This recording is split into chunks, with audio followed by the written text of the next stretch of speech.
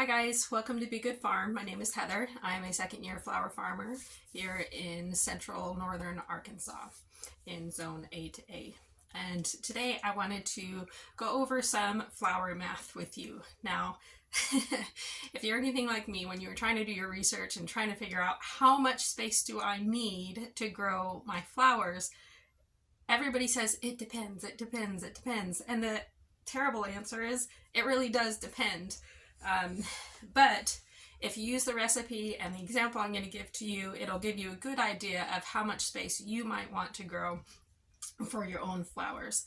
If you're wanting to do your crop planning and just think how much actual bed space do I need, these are the things that you need to go through, and this is the formula that I use, and you can apply the same math to whatever your crops are and whatever your succession plantings are and your zone. So let's go ahead and go through this, and I've got my notes here, and I'll pop some images up on the screen to help you if you guys want to write it down, because it's going to get a little crazy and it's going to sound like it doesn't make sense and like, whoa, way too much, slow down. Just rewatch the video, take your notes, and I promise the math will work out. So what you need to know is what is your harvest window. So look up your last frost date for the year and the first frost date. So mine is around April 15th is my last frost date for the year, and then my last frost date is October 15th. So that's when I can put my tender perennials or my annuals out without the risk of them dying on me because snow or whatever, ice, just a cold night will kill them all. Now, you might want to give yourself 1 or 2 weeks after April 15th, and if you're in my zone or even for your zone, just to be extra careful, or just put some protection out for your plants. Now, the second thing you need to know is for each of your varieties, what is your plant spacing? How far apart are you going to be planting your all of your plants? I like to keep it very streamlined and just give general numbers to each of my plants. Very few plants will take 24 inches. The average will take either 12 inches, 9 inches, or 6-inch spacing. So if you just standardize everything, it's going to make your crop planning and planting out so much easier for you. The next thing you need is a bouquet recipe, and I have a video. I'll link that in the description and at the end of this video. You need a basic recipe for what you are going to plant, and I have a basic recipe for the example today. You can stick with that or you can make your own. And the next thing you need to know is how many bouquets per week are you wanting to sell. In this example, we're going to be selling 10 bouquets a week, and you can kind of multiply that for however many bouquets you want to be selling for yourself. And then the next, you need to understand your bed dimensions. In this example, the bed spacing, the bed length will be 25 feet long and 3 foot wide. And that'll be a total of 225 square feet. That's it for the beginning. So let's get started with the actual math part. So in this example, we're going to do 3 different successions for most of our plants. And let me just pop up here real quick what our bouquet recipe is going to be. Go ahead and take a little note of that or screenshot, and we'll get started. For our first succession, we are going to be planting sunflowers for our focals, zinnias for our supporting, snapdragons for our spike, cosmos for our airy part, and ageratum for our filler, and basil for our greenery. For our second succession, we're going to be growing sunflowers again, for our focal, zinnias for our supporting, celosia for our spike, feverfew for our airy, and yarrow for our filler, and mountain mint for our greenery. For our third succession, we'll be planting sunflowers again for our focal, zinnias will be our supporting, celosia again for our Spike, Cosmos for our airy, and Status for our filler, and Mahogany Splendor Hibiscus for our greenery.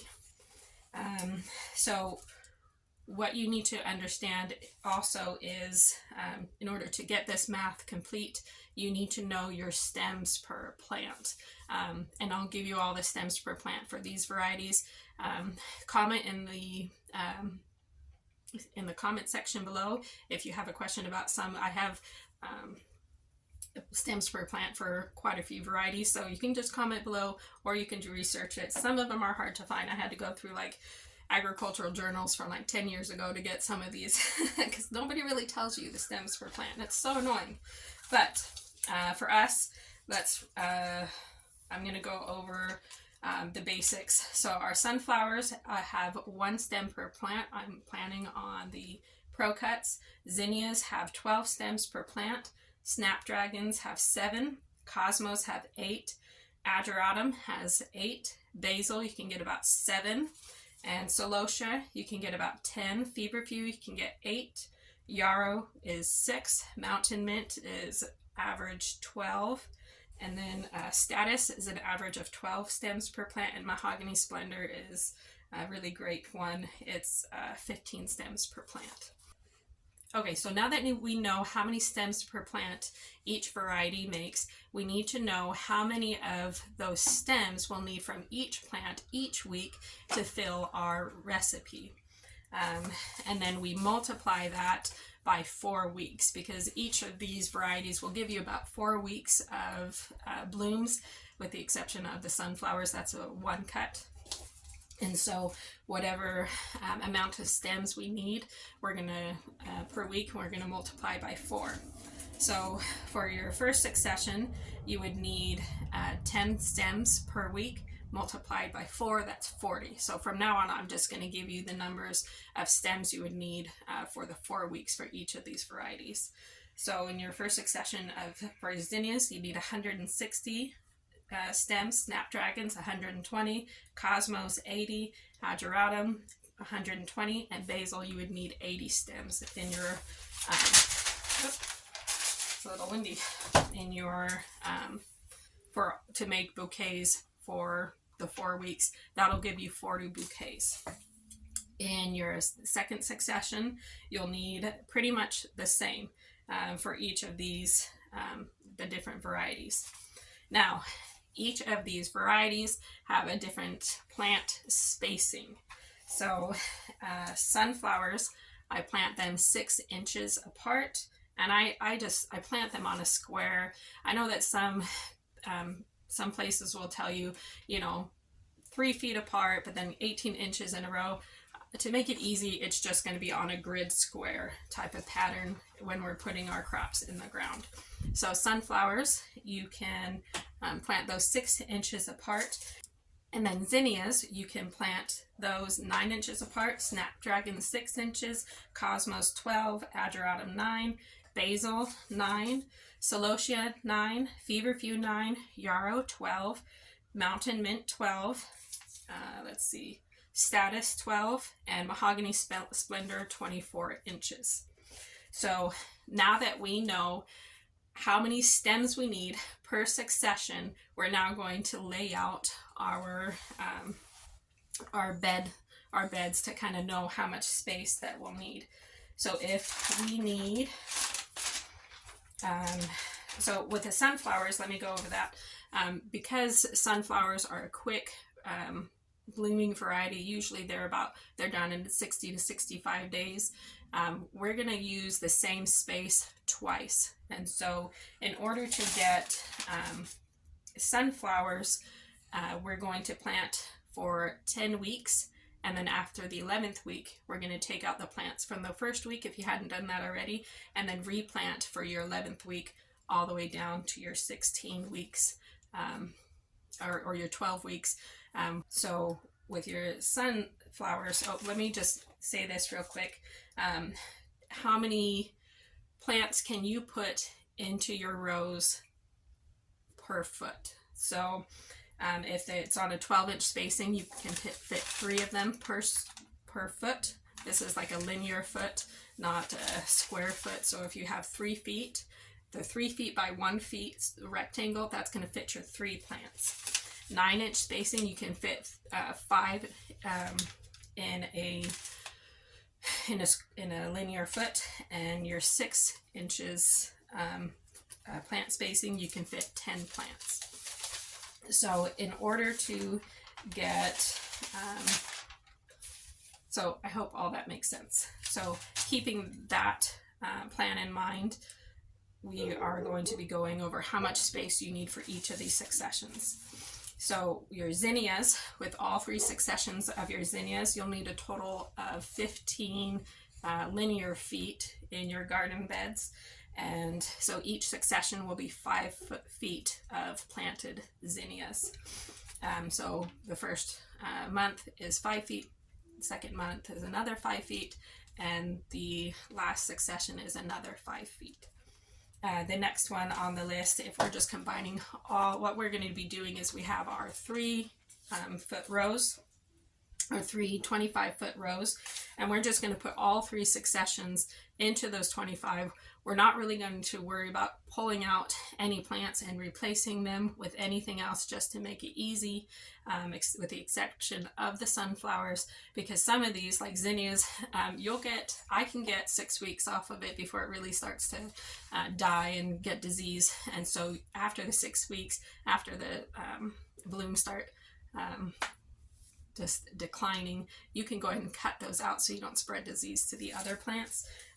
But you don't have to put anything in there if you don't want to after that succession is done.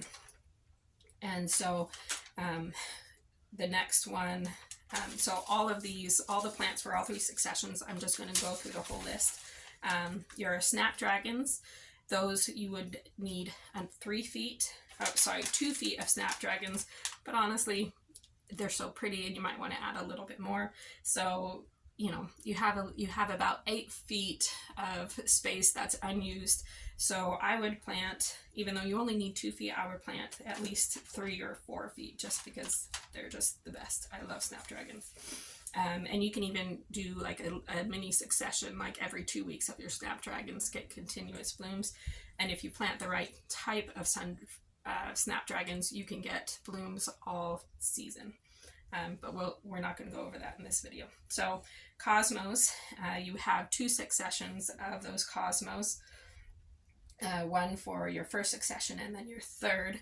But cosmos will last you about 6 weeks. As long as you keep them deadheaded, they'll keep blooming. And so your first succession, you need 4 feet. Second succession, you need another 4 feet. So that's a total of 8 feet.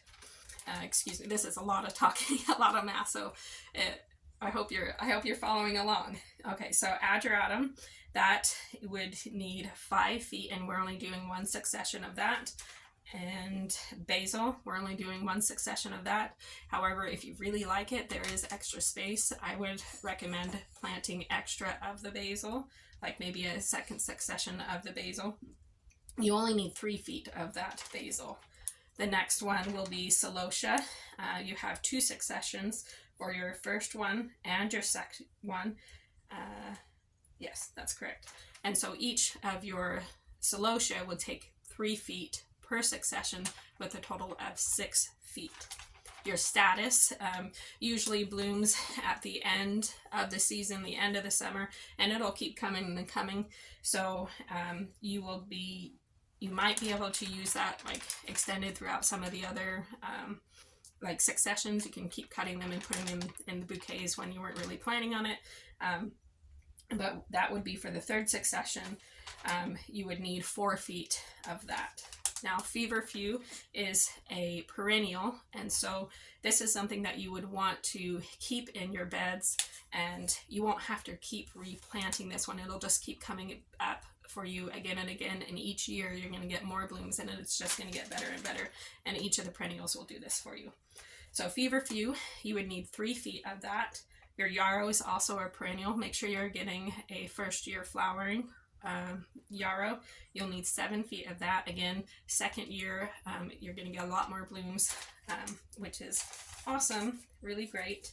And then your mahogany splendor, you will need 1, 2, 3, 4, 5, 6, 7 feet of your mahogany splendor. This is also a perennial, and you'll just be able to keep cutting and cutting and cutting. That one's not going to be ready until the end of the fall, like September, maybe end of summer season anyway, which is perfect for your timing. So if you arrange your beds, you can have 3 rows of 25 feet, 3 feet wide. So out of that, you'll be able to get 10 bouquets a week, maybe even more for a span of 12 weeks. So I hope this helps you. I hope it's not too confusing. I'm going to put the formula that looks really long, but if you kind of break it down and just go step by step, you'll be able to figure it out. So I'll put that formula at the end of this video for you to take a screenshot or to take some notes. I hope this helps. If this helped your planning, or you learned something that you didn't know before, or you have something that you can add to it, I'd love to hear it in the comments below. Go ahead and like and subscribe if this helped you out. All right, we'll see you later, guys.